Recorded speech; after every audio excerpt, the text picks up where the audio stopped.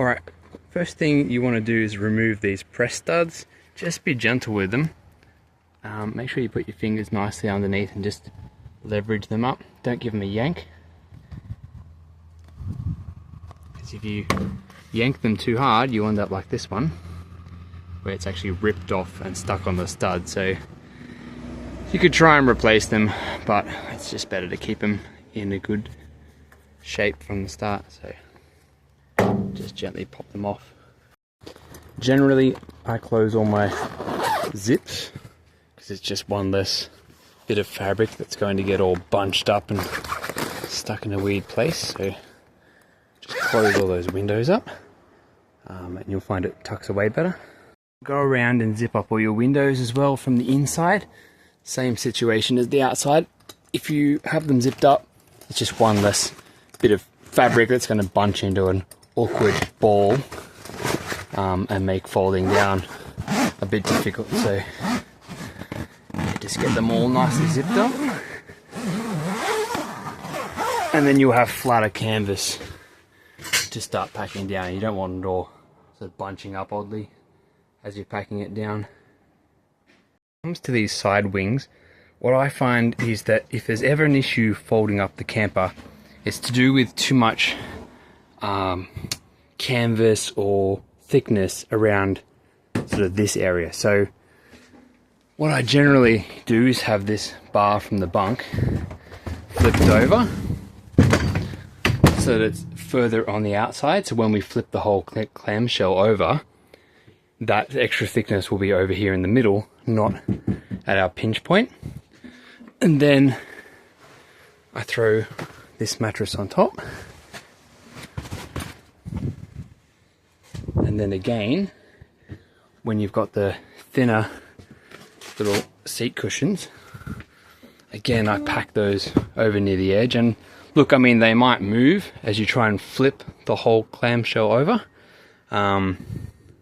so it can even be useful to just pack this under there as well, just trying to keep it all so that it's likely to bunch up in the middle of the camper, not at the wings where the fold point is trying to be.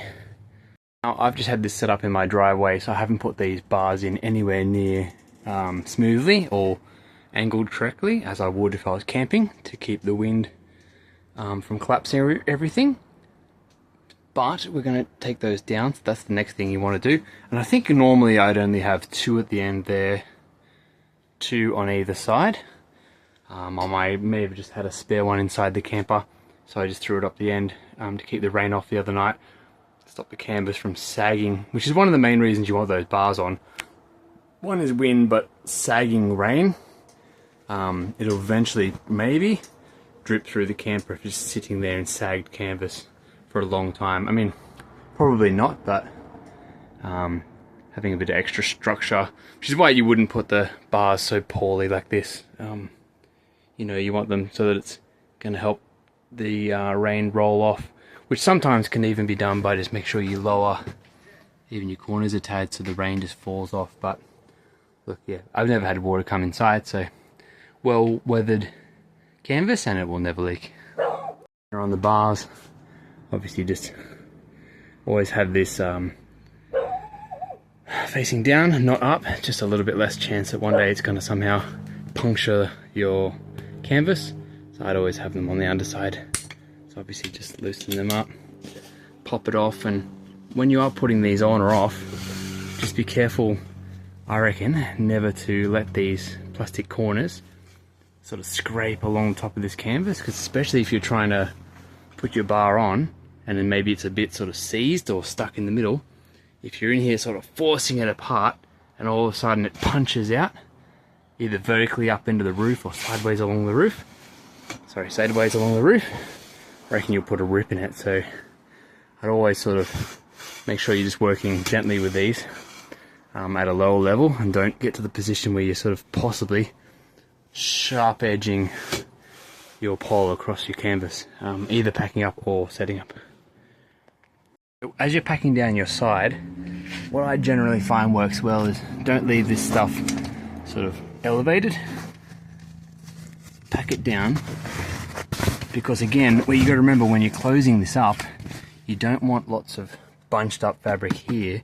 You're better off having it over there because that's going to be away from the hinge point. So there's no point having your canvas sort of bunching up here and there where it's trying to collapse down. See, it's already sort of too long anyway, so loosen that out, pack it down, and then lock it off, because you don't want it sliding back out that way and jamming this spot here while you're trying to close it up there. So get in there, lock it off. Next, just take these down. Again, be careful you don't rip your canvas somehow in the process by being rushed or careless. Then I just go inside the front, and usually we'll just collapse these corners as well. You could maybe leave them up, I don't know, but I've always just collapsed them and locked them off, and I find that works well. Not the most fun job on a really hot day. What I would want to do before I pull the main bed in is just make sure the Velcro that attaches underneath your slide out bed, just make sure that's detached. You might want to get someone to walk around the outside. Again, just do that gently. I've had my Velcro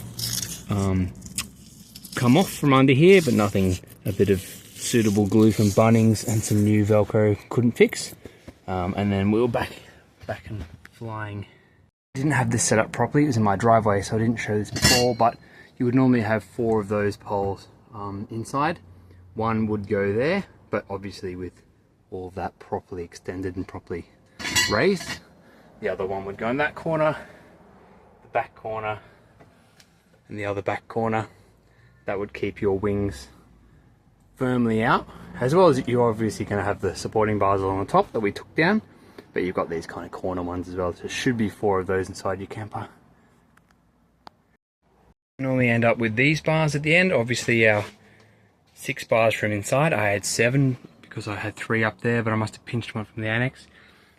Obviously your 4 bunk supports, and I have this super bent pole for outside, which isn't normally that bent, and then 4 of those cross sort of corner bars. So what I usually do is store these up here. Not everyone would do it this way. Some people like to store these away in the sides. It's a good idea if you haven't got other things in there. So I don't mind throwing mine up here. And obviously these become a problem locking up your drawer if you're trying to access it later. Half set up, so you can put them wherever you like. Again, some people store these inside there. I don't. This is sleeping bags and different things in there for us. I usually just chuck this stuff in here. And the reason this is so bent is because it often gets caught under that bed as we slide it in. So I would normally sort of pin mine like that and see how it's going to almost catch that. But that's how I store my poles. Now, next we just want to start to pull the main bed in. So I grab onto here and pull it forward. And again, you can see how it's clearing that bar, but sometimes it doesn't and bends it more. And just keep pulling it, and you'll feel it eventually sort of clunk over the white blocks at the front. There'll be some resistance, but you just don't want to, if there's too much resistance, just stop for a minute and go outside and have a look. And just make sure there's nothing else going on that might be getting it stuck. So sometimes, you know, all your fabric's bunching up in here, right, and pinching, so it's stopping it closing because it's kind of jamming against that bar. So it's rolled over the front fine, but what I might want to do is get this canvas, just move it out of the way, so it's no longer getting wedged in here where it was a moment ago, so it's stopping it from sliding. So I just kind of start to bunch it up now, out of the way. Start to fold that up. What I might do while I'm also out here, start to fold this up and get it over the edge. So you're starting to really just have nice clean access there as you start to fold it all in. So you normally have two hands to do this. Swapping over. So you're kind of getting it all ready to be tucked in, and you got these exposed sides. Go around and do the other side. Again, the canvas was starting to get stuck between that bar, which is making it get stuck when it's pulling the bed in. So just want to gently get all that canvas kind of out of the way and start getting. Oh, I've got the stud there. To pull off still.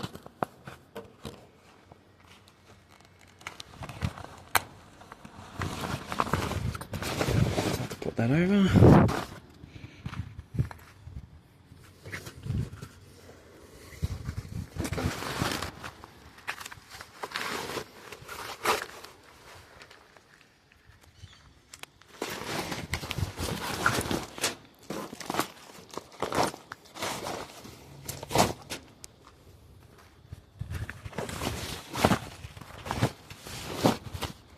Probably keep pulling the bed in now.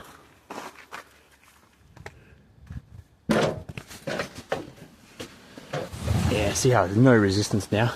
It just slid straight in. So if you find too much resistance, it's probably because the fabric was bunching up in between those two poles. So having that fixed, yeah, don't force it or you might end up ripping something. That should easily come to the end, which it has. Now, we want to remove the last of our inner poles, which is the long center one. I think it's called number 13 on my poles, but I just know it's the first one I grab because it sticks out a bit longer than the others. Again, take it down, lock it off.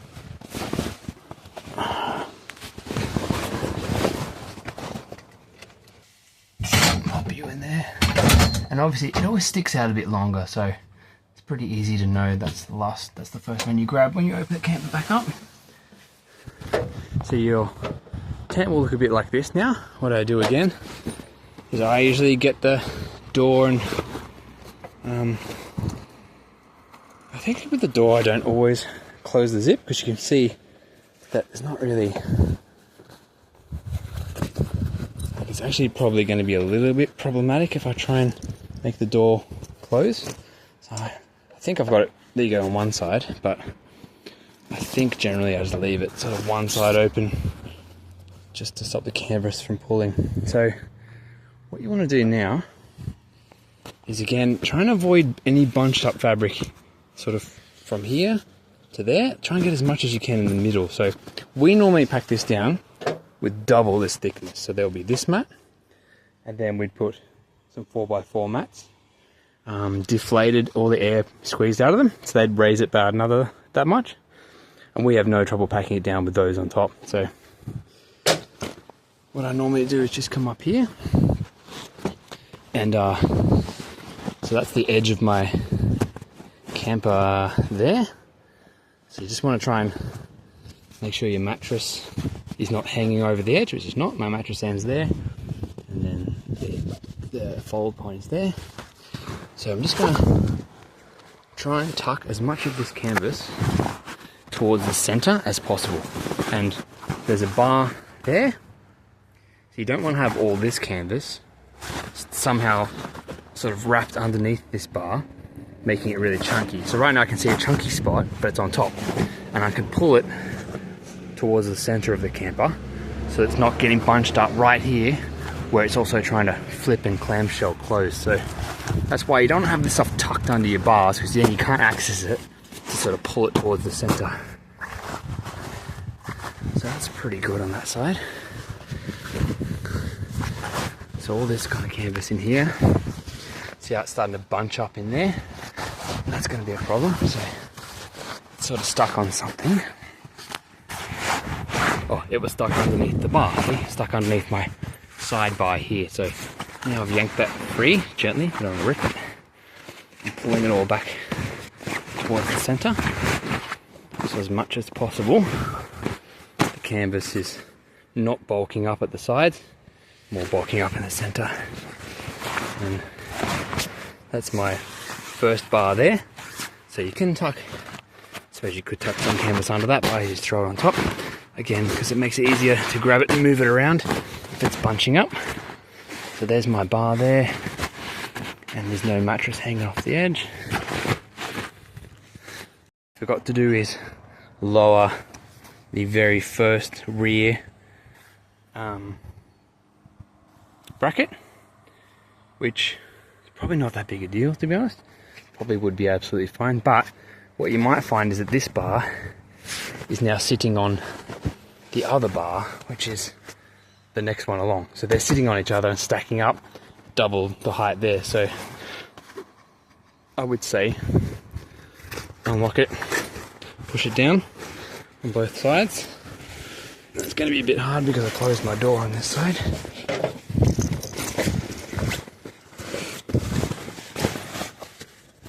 Oh, for that one, see that one I actually have closed, so must have only done one side.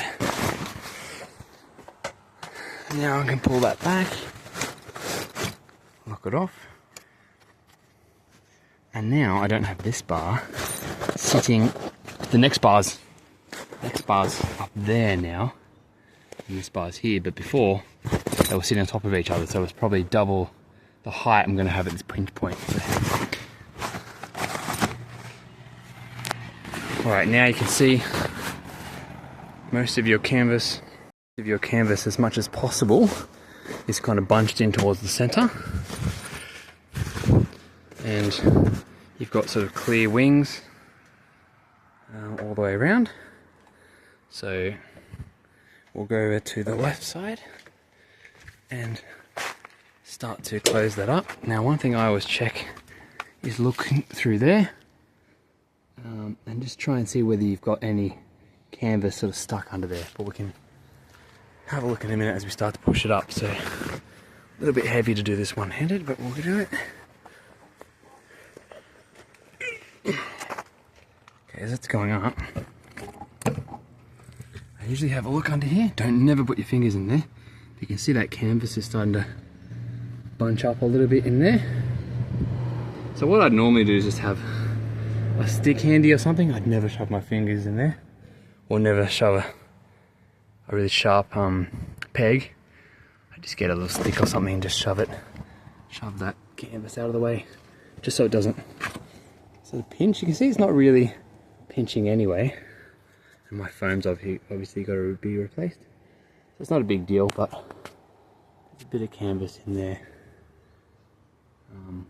Hopefully you can see a bit of canvas in there, but it's not actually sitting like my finger here. It's not sitting crushing or stopping the hinge from collapsing, so it would be fine. But because my foam needs replacing, it would actually let water probably drip down here, come inside, would start to wet that canvas there, and you might have a bit of mouldy canvas. So that's why I usually just tuck mine in as much as I can with a stick to sort of poke it up higher than this edge, and go to Bunnings, buy some new foam strips, stick them down, but that'll be a job for later. Folded that down.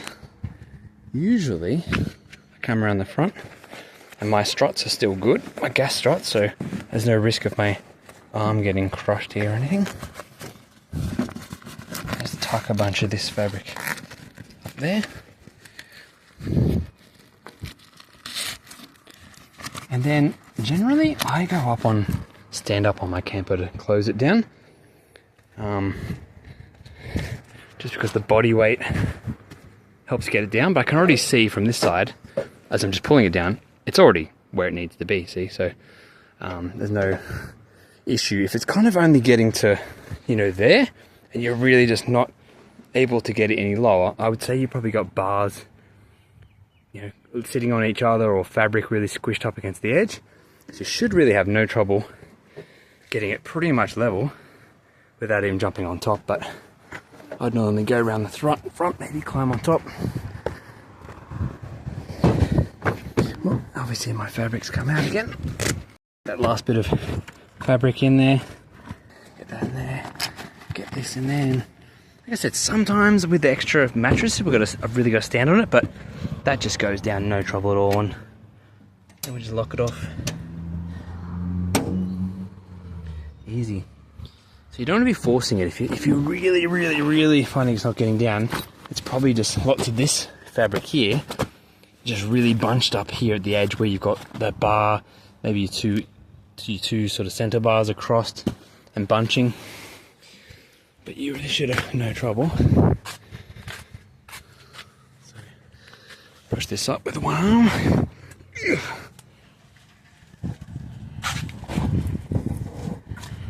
Walk around. The back looks pretty good.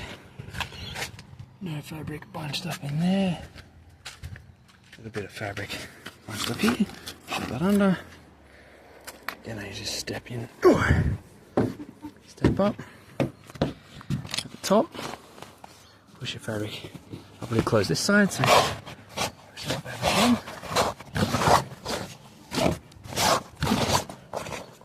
Beautiful. Look at that, shuts fine. So I'll move back on top. Foot on just to weigh it down. Clip on. Cool. So you can see that's now on. I had no trouble closing that, but it was about getting the fabric in the right spot first. So I'll jump around and make sure your poles are back there out of the way. You're gonna need, you know, a bit of clearance. You can sort of maybe from the rear of that door there is where your sink's gonna hit. Pack your things away. Close your door up. Also, just make sure these are not getting pinched, because I actually have replaced this water pipe here because the original plastic pipe somehow got pinched really badly, maybe in here one day while I was closing it, and actually ruptured that pipe. It was really hard to find food grade plastic that wasn't just busting continually under the pressure of the pump. So let me know if you ever need to replace that plastic, and I'll find out where I got mine from. So it took a couple of goes to get plastic that was suitable. Make sure you haven't left any 12-volt things sticking out of there. And yeah, just trying to get that pinched. And close her up. Yeah, nothing's going to pinch there. Maybe that light might just tuck that a little bit more up there. Beautiful. She should close pretty easy. Again, I've left that in here, which normally I just unplug everything. Just one less thing to get snapped off accidentally. Run it around my tap. What I also do is tap my tap sometimes, just make sure there's no more water about to drip inside the camper. Actually, one thing you really want to do, make sure this latch is latched, because one day it wasn't, and this came open inside, and then because it was partly open, it was hitting that wall there. I actually couldn't even get this whole kitchen out. So just the shaking of dirt roads and things, because the latch wasn't shut, opened it up. So definitely make sure that's shut. You don't want things rattling around. That's it. Close that up. Put these latches down. Oop. Bit hard with one hand. And that's it. Tailgate up. Now, I recently had to replace one of these tension springs. So you're going to need a Stilson's to use that to torsion it and get about a half turn on the spring when it goes in. But if you ever snap one of those springs, just send me a message and I'll let you know how it was done. It took a while to figure out. I sourced the spring from Eagle themselves, and I had to get my friend to show me what to do with the Stilsons. Then tailgate goes up and we're done. That's it.